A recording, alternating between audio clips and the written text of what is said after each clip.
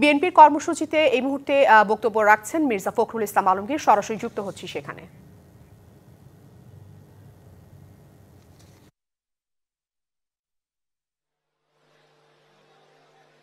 তার সংগ্রামী সভাপতি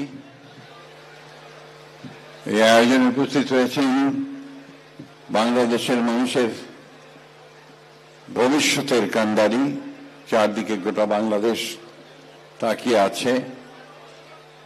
আমাদের বিএনপির ভারপ্রাপ্ত চেয়ারম্যান জনাব তারেক রহমান, আমাদের শহীদ পরিবারের সদস্যবৃন্দ, আহত আমাদের সৈনিকেরা, আমাদের স্থায়ী কমিটির সম্মানিত সদস্য বাবু ঈশ্বরচন্দ্র রায়, বিএনপির কেন্দ্রীয় নেতৃবৃন্দ, ঢাকা জেলার সম্মানিত নেতৃবৃন্দ এবং এখানে উপস্থিত ভাই ও বোনেরা, আসসালামু আলাইকুম।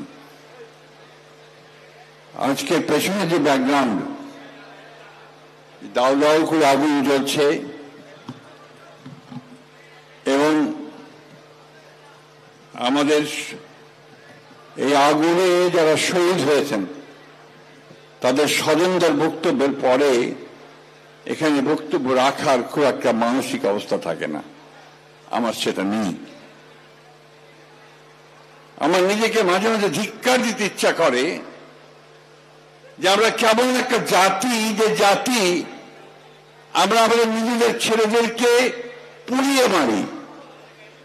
কেমন একটা জাতি যে আমাদের রাষ্ট্রের যারা কর্মচারী, কর্মকর্তা, তারা সন্তানদেরকে হত্যা করে এবং তারপরে পুড়িয়ে হত্যা করে। এখানে একজন মা বক্তব্য রাখছিলেন যে তার ছেলে বেঁচে ছিল, সেই অবস্থায় তাদেরকে পুড়িয়ে মারা হয়েছে।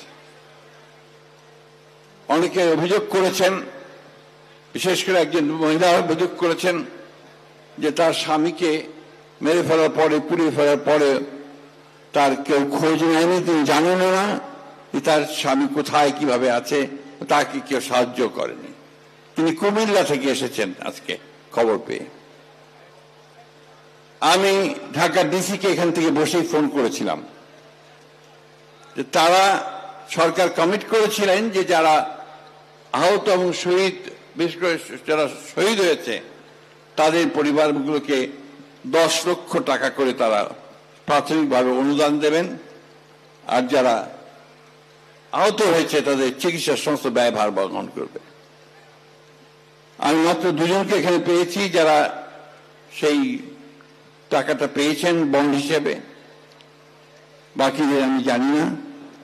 একটা ছোট বাচ্চা ছেলে, 8 বছর বয়স, তার মাথার খুলিটা উড়ে গিয়েছিল, সেটাকে আর্টিফিশিয়াল প্লাস্টিক দিয়ে জোড়া লাগানো হয়েছে।